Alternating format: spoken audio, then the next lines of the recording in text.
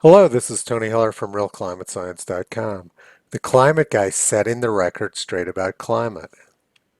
In this video, I discuss extreme heat wave fraud, which was published in the New York Times yesterday.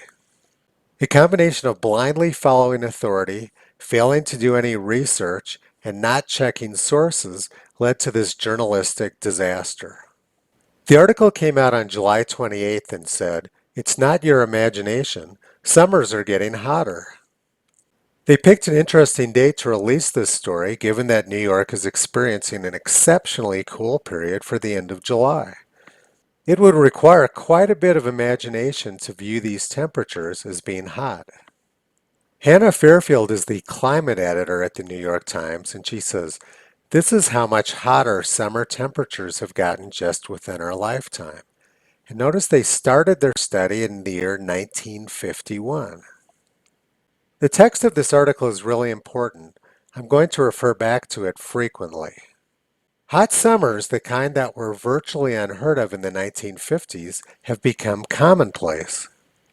This year's scorching summer events, like heat waves rolling through southern Europe and temperatures nearing 130 degrees in Pakistan, are part of this broader trend.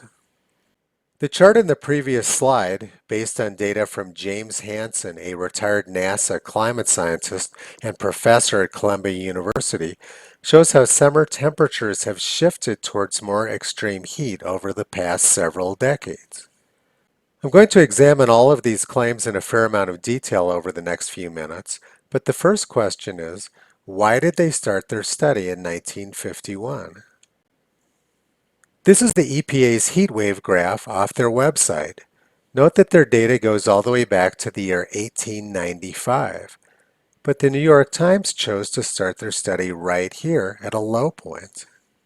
Prior to the start date of the New York Times study, there were a lot of really hot years in the United States, particularly the 1930s where heat waves were off scale. The 1930s were so hot and dry that 2.5 million people fled the Midwest and moved to California just to stay alive. This was called the Dust Bowl and was widely chronicled by Steinbeck in books like The Grapes of Wrath. We've already seen a tremendous amount of fraud in the New York Times study, but it gets much worse. The next question is, why did the study use a 1951 to 1980 baseline?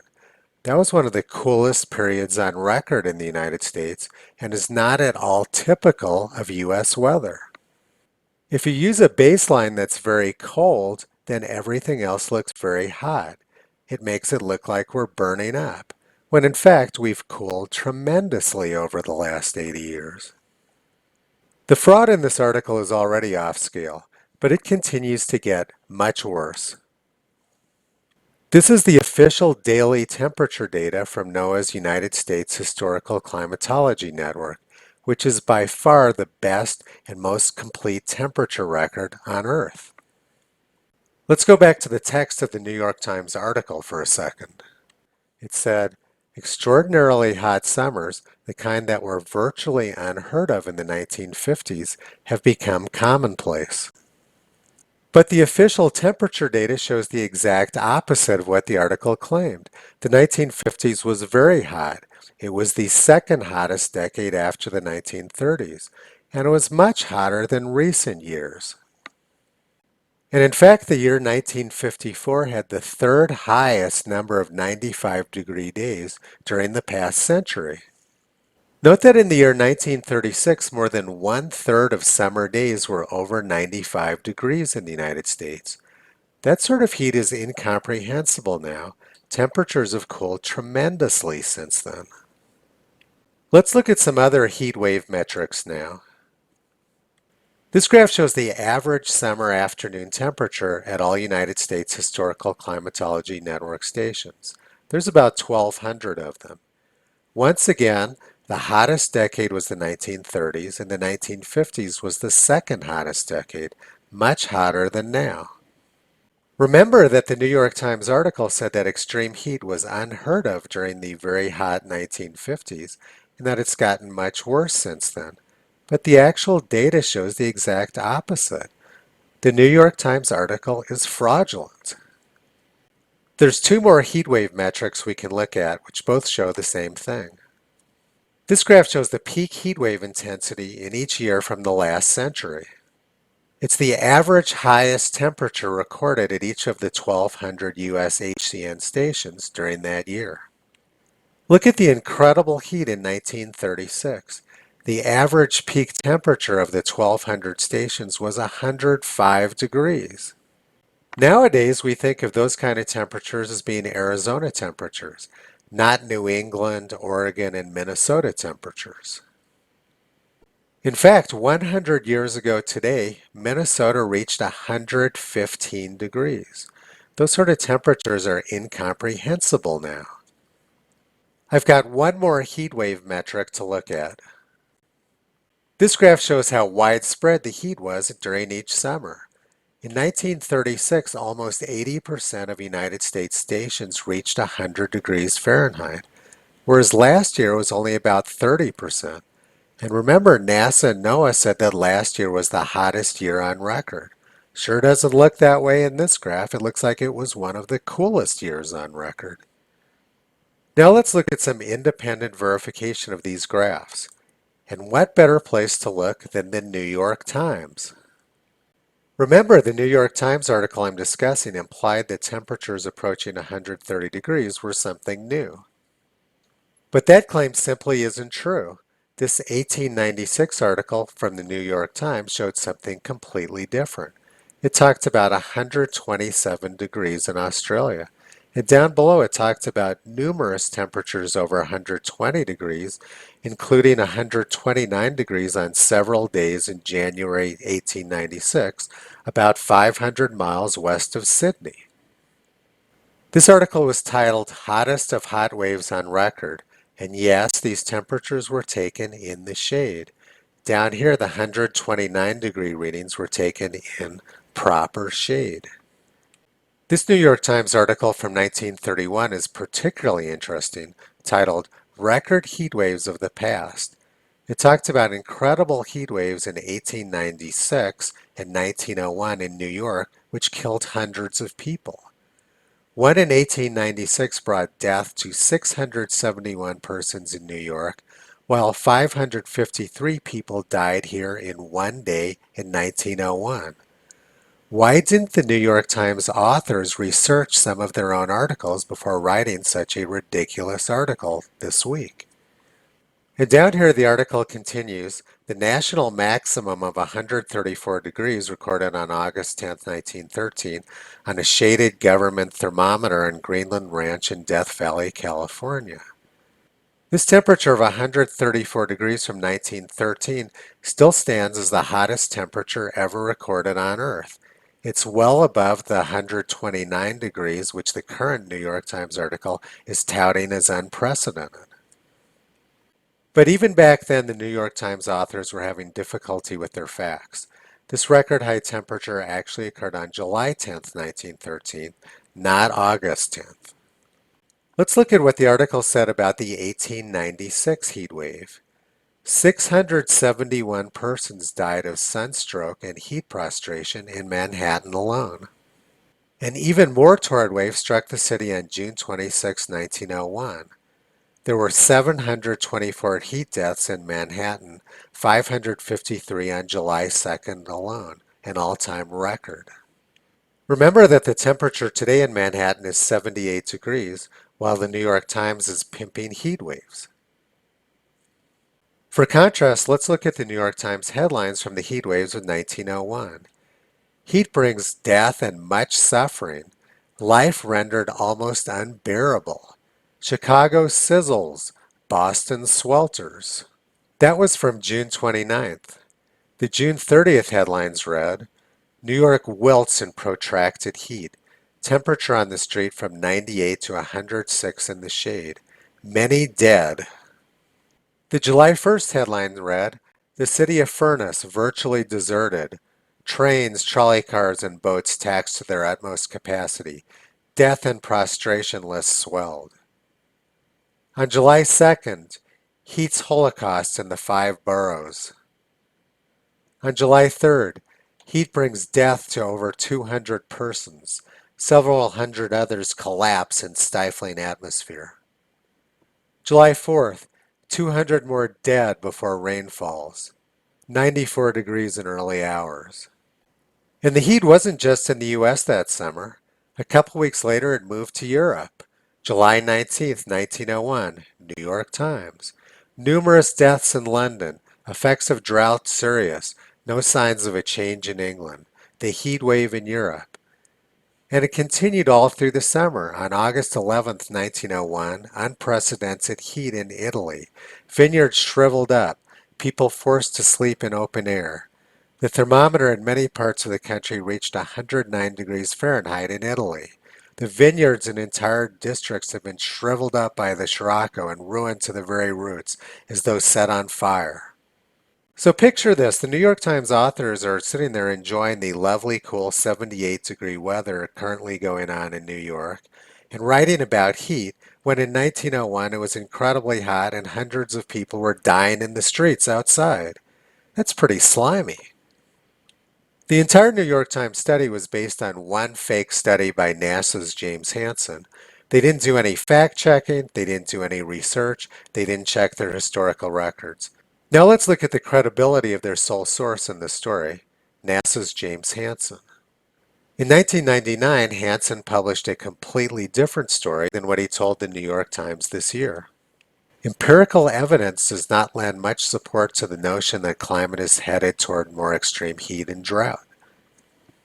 Hansen knew perfectly well about the 1930s Dust Bowl, the exodus from the prairies, and the grapes of wrath. And this was his U.S. temperature graph from 1999. He showed extreme heat in 1934.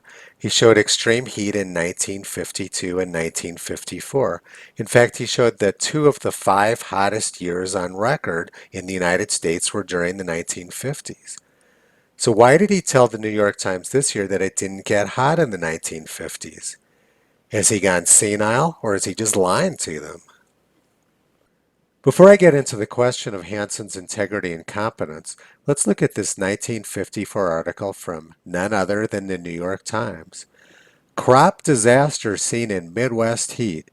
A man-killing heat wave threatened a farm disaster in the Midwest today. Thermometers soared above 100 and the Weather Bureau said no relief in sight for another 5 days. The toll of the dead reached 254. Last week's scorchers caused the death of 224 persons, and 30 more were dead this week. So yesterday, the New York Times published an article saying that it never got extremely hot during the 1950s. Had they actually done some research into their own paper, they would have known that that claim was false. Now we're going to look at the integrity of James Hansen, the sole source for the recent New York Times article. Remember back in his 1999 article, he showed that the U.S. was much hotter during the 1930s and the temperatures had cooled since then? Well, that wasn't a very good story for someone pushing global warming. So by the year 2001, he had massively altered the data. This animation flips between Hansen's 1999 graph, which I just showed you, and his 2001 version of the same graph. During that 2-year period, he massively cooled the 1930s and he massively warmed the 1990s. What this did was he eliminated the post-1930 cooling, which had appeared in his 1999 graph. By 2001, that cooling was completely gone. But getting rid of the post-1930s cooling wasn't good enough for somebody pushing global warming. So Hansen continued to tamper with the data year after year. And now the NASA temperature graph actually shows warming from 1930 to 1998. This big cooling, which had previously appeared, was now actually warming. The claimed warming trend in the United States since 1930 is not due to temperatures increasing. It's due to James Hansen tampering with the data. This isn't science, this is fraud. And James Hansen has a long history of telling the press complete nonsense. I could spend an entire day going over all the ridiculous things which James Hansen has told the press, but this is one of my favorites. In 1988, Hansen told a reporter that Lower Manhattan would be underwater sometime between 2008 and 2018. He explained, the West Side Highway, which runs along the Hudson River, will be underwater. There will be tape across the windows across the street because of high winds, and the same birds won't be there. When did he say this would happen? Within 20 or 30 years. And remember, we had this conversation in 1988 or 1989. Does he still believe these things? Yes, he still believes everything. I talked to him a few months ago and he said he wouldn't change anything that he said then. So Hansen still believed in 2001 that lower Manhattan would be underwater by the year 2018. That's pretty loony. This is the official NOAA tide gauge from lower Manhattan. It shows that sea level there is about the same as it was in the mid 1990s. It hasn't changed at all. In fact, since the year 2010, sea level has fallen several inches at lower Manhattan. I don't think it's going to drown by next year. So let's look at all the things the New York Times authors did wrong. They didn't do any fact checking. They didn't do any historical research. They cherry picked their start date. They relied on a total crackpot as their sole source. They didn't seek any second opinions. And they consistently refused to talk to anyone with a different scientific point of view. I don't know how journalism and science can get any worse than this. James Hansen and the New York Times have a long history of spreading misinformation about the climate of the 1950s. This article is from December 15th, 1988, New York Times News Service. Study, greenhouse effect will make droughts more frequent.